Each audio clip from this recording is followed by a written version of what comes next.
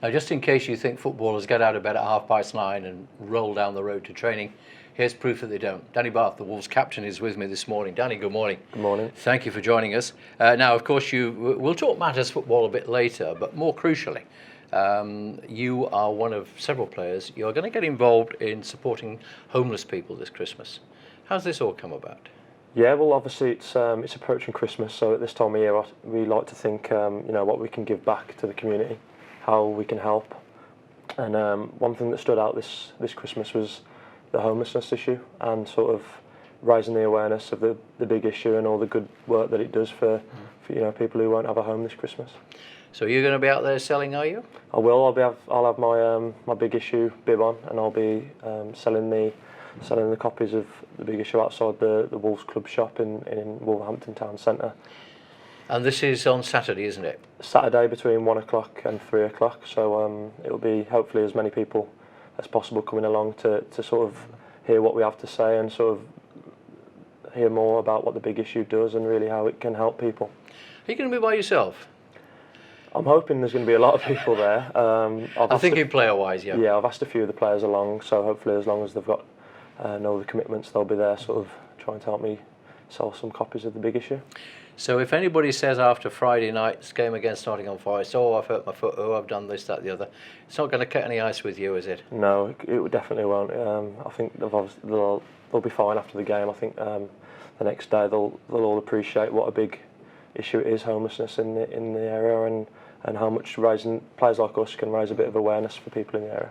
I just say it's what makes a difference, isn't it? Because we all see big issue sellers, and depending on whether we've got any change in our pocket or whether it's raining or not, as to whether we contribute towards them. But getting somebody like yourself along, a high-profile face there, it's going to make quite a difference, isn't it? Yeah, well, I actually heard a story in 2005. 2 big issue sellers were stabbed. And that really meant something to me. It meant they're probably misunderstood. People don't understand, what they're trying to do, and basically the big issue gives people a chance to get off their feet and start running a business. And so when you are there, do you have to just sort of wave the copies around and hope somebody stops, or do you think they're all going to stop and say, "Hey, it's Danny, what are you doing here?" Possibly a bit of both. I'm hoping that the passing trade will take stock of what we're trying to do. Maybe ask a few questions. There's going to be the Wolverhampton vendor there selling as well, so hopefully he'll have a good day, and it'll be a good positive outcome for everyone. If you don't beat Nottingham Forest on Friday night, do you think you're going to get a rough time? They might buy a few copies off me and bash me over the head, but that'll be fine. Yeah, it's because we can't get away from the fact that over the years some footballers have given the game a bad name, haven't they, or not given it a good name. And yet, there are lots of players who do things, the sort of things that you're talking about, aren't there? Yeah, definitely. Well, when you're in a position that we're in, people recognise us on the street. People like to hear what we have to say. So I think it's only right that we give a little bit back, to people that pay money to come and watch us play on the weekend and support us. So hopefully this will, have a positive effect on the area and help people get off the street and get back up on their feet.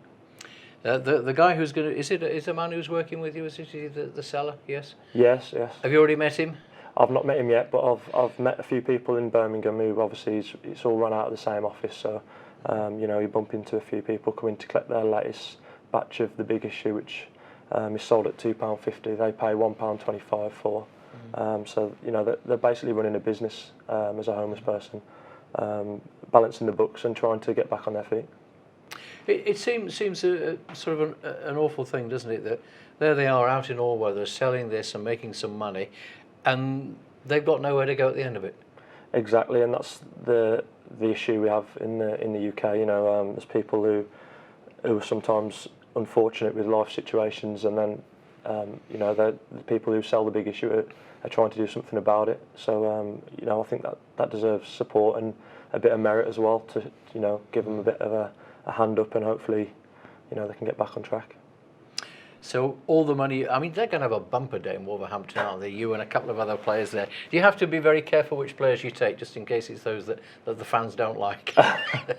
Oh, sure. To be fair, the guys I'm hoping that come down, all that really get behind it, and hopefully it'll be a good day for everyone. And I think people will appreciate you being there, won't they, as well? Because I mean, it's probably just about the busiest Saturday of the season, of the year, I'd have thought. Yeah, I can imagine it's going to be a busy day in Wolverhampton, regardless of a few players turning up in Wolverhampton. But yeah, even more so. It'll be nice to sort of bump shoulders with the Wolves supporters anyway, and get a feel of what's going on in the city. How many do you reckon you can shift in 2 hours? You're there, what, 1 till 3, aren't you?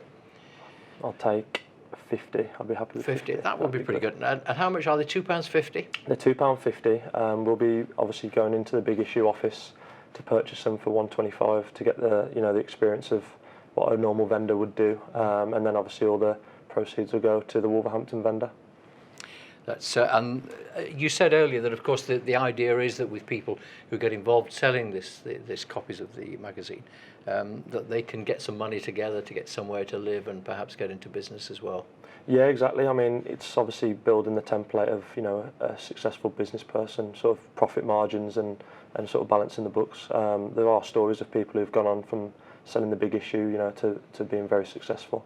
So it's it's something that deserves a bit of credit and something I'd like to raise awareness of. Will you have a big black marker pen so you can sign them all for them? I'll have a Sharpie ready, yeah. But hopefully, yeah, people will come along and meet me and obviously a few other players and hopefully, learn a bit more about what the big issue is about. And I'm guessing that when you hand it over, they'll then be going, picture with their phone, is that right? Is that what happens all the time now? Yeah, I can imagine there's going to be a few selfies, but it'll all be worth it and it'll all be good fun. So how did you take to all this fame bit? I mean, once you got into football, I mean, you joined Wolves as a 10-year-old, didn't you, as I recall? Yeah. What's it been like? I mean, do you just accept it? Because you seem a very sort of, level, feet on the ground sort of guy. Yeah, I mean, definitely. It's obviously football that I focus on, and if people recognise me in the street, I take it as a compliment. It's nothing that's ever gone to my head or bothered me really. It's it's nice to be recognised. It's nice for people to want to have a picture and a photo. So it's good. And I guess as well that something else that helps you is that you're a local boy, because footballers are not local so much now. I mean, if you're an Arsenal fan, could you find anybody born within 25 miles of there? Yeah, definitely. It's quite rare now to get a local person playing in the team, and I've been fortunate enough to do that at Wolves. I think we're probably one of the highest amount of young players in our team, I'd say, across the country. Really, if you look at it now, I'd say over 50% of our average first team squad are homegrown. So it's obviously an exciting time for Wolves, and it's maybe a lesson to other clubs around the country that young players can do it. So even before you joined them as a 10-year-old, was young Danny a big Wolves fan anyway? Yeah, I was in the stands watching Wolves since I can remember, to be honest. And obviously to be out there playing now is, it's a dream come true. Let me embarrass you. Who was your hero when you first started watching them then? Jordan Lescott, when I first started watching. Really, and he's still playing, of course, isn't he? Yeah, he is. Yeah. So he's, Does he know? Does he know that you were? Was it because you played in the same position? Was that? Yeah, pretty much. It was obviously him and Paul Butler at the time, and obviously then later Jody Craddock. But I haven't actually gone up to him and told him now. I wouldn't want to, Julian, if you're out there, now you know. Now you will know who to blame for the fact that you and were you was a central defender? Was that what you always wanted to be? Yeah, I mean, well, as a kid you get put in a position and were you tall as a boy? I mean, you're well over 6 foot now, aren't you? Yeah, I'm 6'3" now, but I've always been tall, so it's probably a position that sort of came about naturally. During your time before you sort of kind of broke through into the Wolves team, you've been out on loan, haven't you? Yeah. Was there a moment then when you thought, I don't want to go, I want to stay here? There was always, moments where I thought this is, really good, and I've been, Sheffield Wednesday, Sheffield United, Colchester, and I've enjoyed my stays at those various different clubs. But to be back home around your family and your friends and playing for a club which you've always sort of had in your mind is going to be the club that you want to play for is obviously it's what you want to do. Sheffield's a big football city, isn't it? Yeah, there's a lot of crazy fans up there that really get behind the team, and we play them soon, so that'll be another good test for us. I'm trying to work out, you went to Sheffield United first, didn't you? Yeah. What was the reaction? I mean, in that city, that there is, they never meet, do they? I mean, my word, they are poles apart. Yeah, it's because of the situation when I did get recalled. It was obviously only after one appearance, so it wasn't as if I was a full-blooded red blade. Yeah. But they accepted you quite happily when you went to Sheffield Wednesday, did they? Yeah, I think they gave me a couple of games to suss me out first, and then after we started doing okay, they, They said, yeah, you'll be all right, we'll have him. Yeah. Wolves are, 14th in the table at the moment. Nottingham Forest are immediately behind you, 15th. You'll meet them on Friday night. You're still not that many points off the top 6, are you? Exactly. We're approaching Christmas, and everyone knows it's an important spell during the season. We'll obviously be looking to gather as many points as we can over the next few games, and Nottingham Forest will be looking to do the same. So it will be a really good game Friday. It is, of course, always. I mean, you got promotion the year before. You did very well last year. Just missed out on the playoffs. The second season's always a bit more difficult, isn't it? Yeah, I mean we've obviously had players come and go, and they all need a bedding in period. So it's obviously it's about the team and making sure that whatever result we get on a Saturday, by the next game we're sort of dusted down and ready to go again and start fresh. What's it like, when you've come off, when you've had a disappointing afternoon? I don't mean you personally, I mean the team as a whole. I see the faces when I'm at games and the players come down the tunnel and you can see their minds are still thinking about the game. Do you kind of sit around in the dressing room and think, why didn't we win? Or do people throw things, or you just wait for the manager to come in and shout at everybody? Everyone deals with it in a different way. I mean, depending on the way of the loss or personal performances, I think it all dictates that. But it's difficult whichever way you want to look at it. It's not something any player enjoys. Everyone wants to win, and when you do lose, you have to take the positives and make sure you move on quickly. And I'm sure that on a personal basis, you don't ever need anybody to tell you whether it's been a good or a bad afternoon. Not that I'm suggesting you have many bad afternoons, because you don't, but you know yourself how you've played, don't you? Yeah, I'd always say I'm my biggest critic, to be honest. I'll always go over the game and make sure if there's anything I can do better or anything I can work on in training, that I'll do that, and I've never been anyone to shy away from hard work. Well, when the game's over, it's 10-5, it's over and done, whatever the result, are you then able to shut it out until Monday morning when you're back in?